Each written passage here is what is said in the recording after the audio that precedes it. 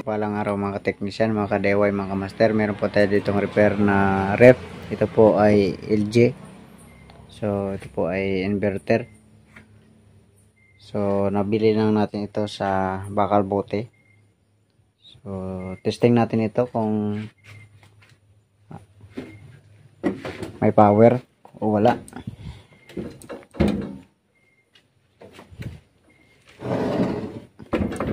Okay, ito ano naman siya, switch naman ng kanyang thermostat dito. So saksak natin kung may power ito o wala.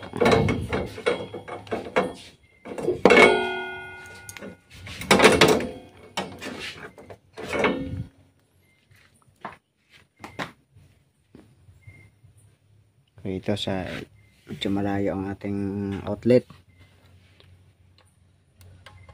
So nag-spark naman yung plug pagkasaksak natin. Ibig sabihin ay buo ang fuse nun dito. So dito yung board nya. So hindi ko pa ito nabuksan. So ramdaman natin kung aandar ang motor o hindi.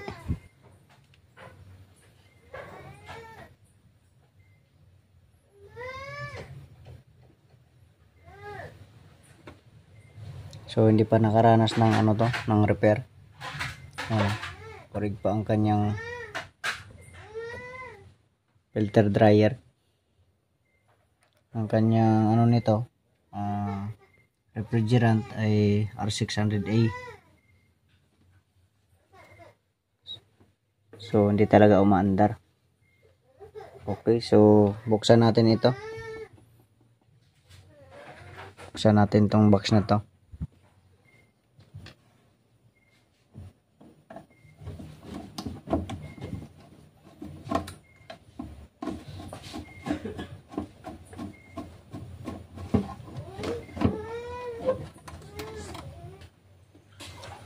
Kailangan nating tanggalin dito kasi hindi siya makalabas, maikli yung wire dito.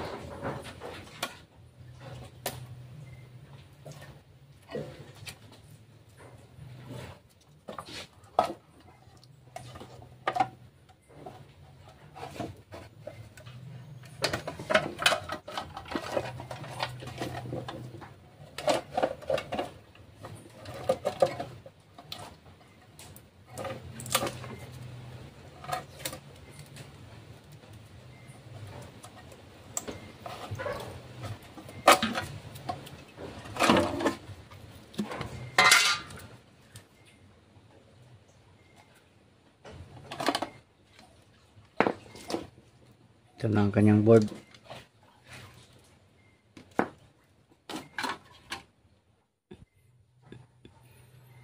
Sa palagay ko ay nabahaan ito.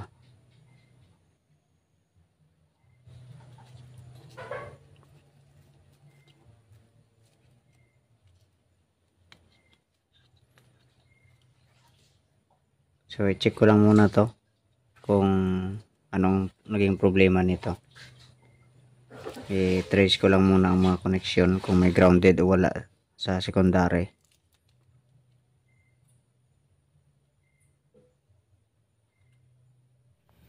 Okay, ito na po.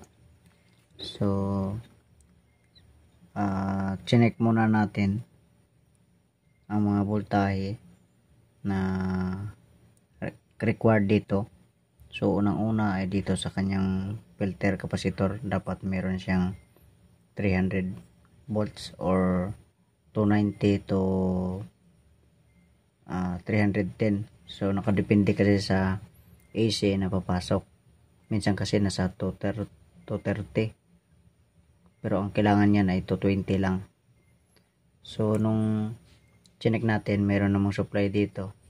Tapos dito banda sa mga ano niya, papuntang ano nga IC to, nakalimutan ko na ito, IPM yata to.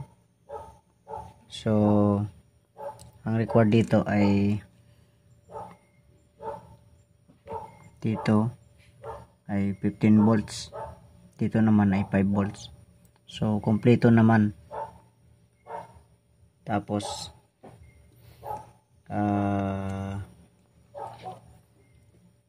yung ginawa natin, chinek natin yung optocoupler.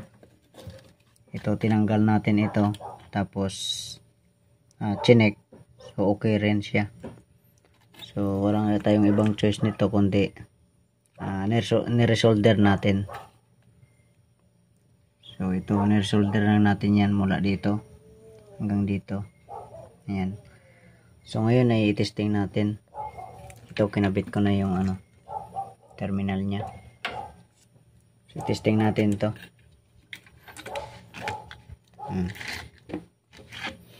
Kasi kanina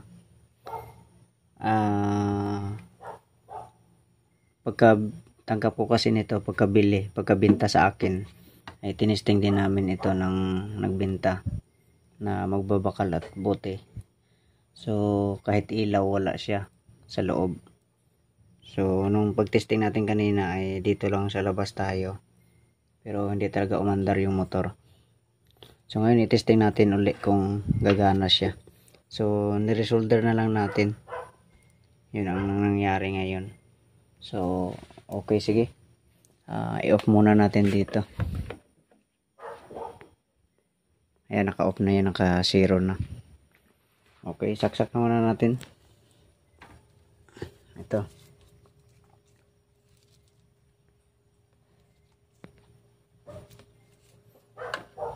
Ayan. Nag-spark naman ang kanyang plug. Tapos, i-on natin ang kanyang thermostat. Ayun, naglagatik naman. Ayan, lagay natin sa mid.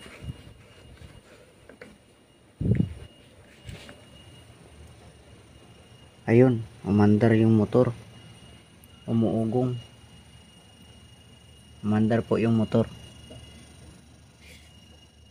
Ayun o. Sana naririnig nyo. Yan, umandar po yung motor.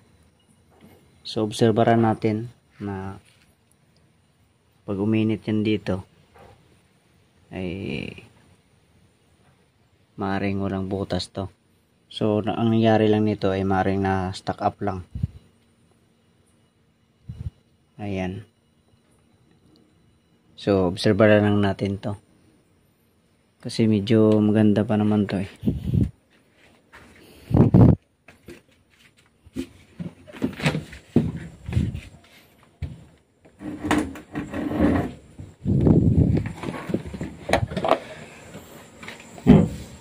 Ito po ang laman nito.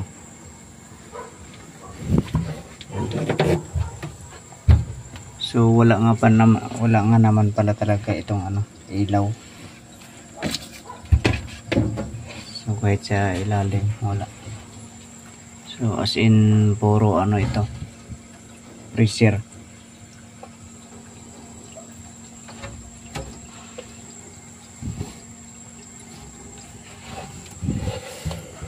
Ayun, lumalamig na dito oh. Ayan oh. Dumidikit na yung kamay ko. Ayan oh, yellow na oh. Ayan. Ibig sabihin okay na siya. So nakachamba tayo. Nabili natin ito sa murang halaga, 650. So okay siya, gumana siya. Ang gagadahan pa nito ay inverter siya.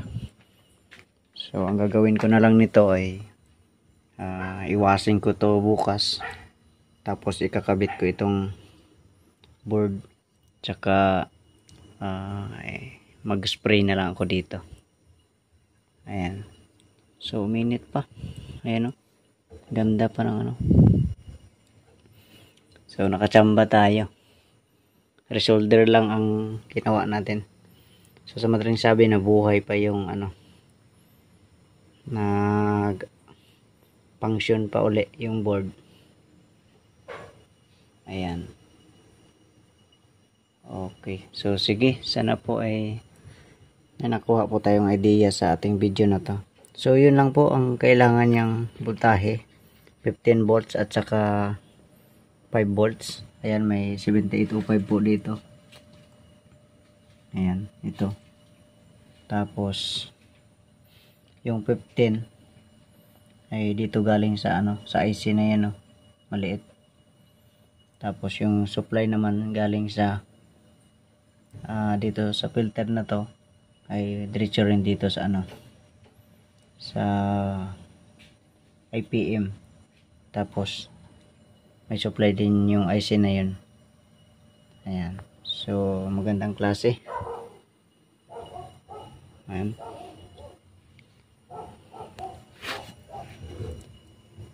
Ayan, umiinit to. Ayan. So i-repaint na lang natin ulit to. Ayan.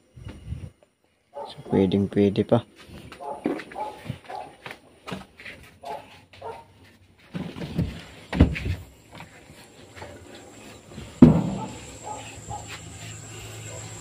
Ayan o, nag-ice na o. Ayan, nag-ice na.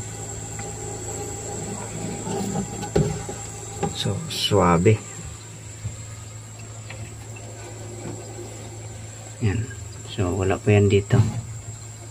Wala pa dito kasi dito muna mauna yan. Ayan, mapansin natin, ayan o, kumalat na yung lamig. So ang R600 kasi ay maganda, mabilis kasi lumambig niyan. At saka kahit kaunti lang ang laman niyan ay ng refrigerant, pero maganda ang takbo ng motor.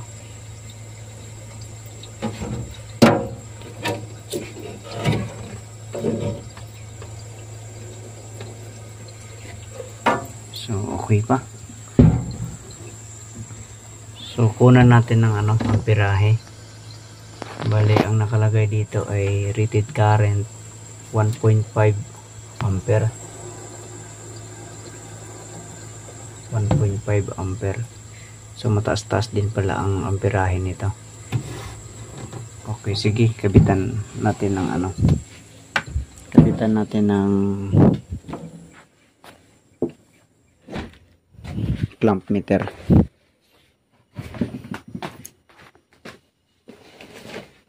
Okay, ano,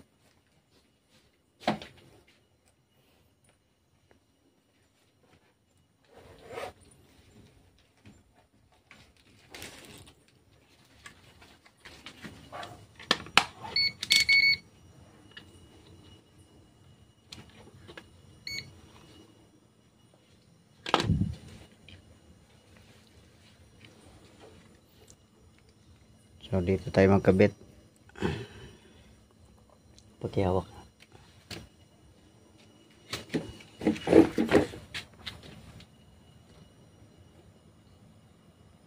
Yan lang. Kabitan natin dito.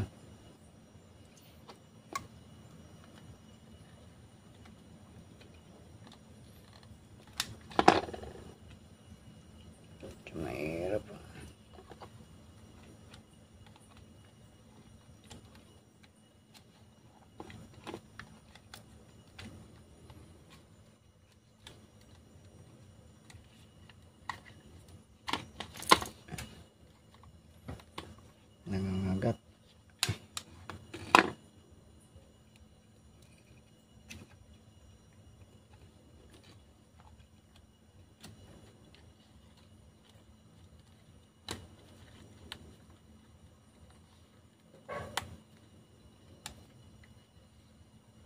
Ayan.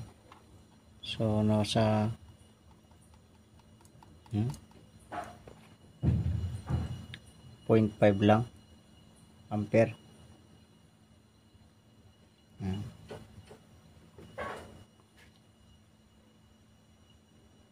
0.5 ampere lang. So matipid to.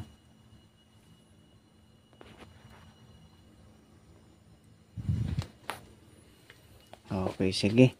So hanggang dito na lang ang ating video kasi gumana na siya. Okay, sige. God bless po sa inyong lahat.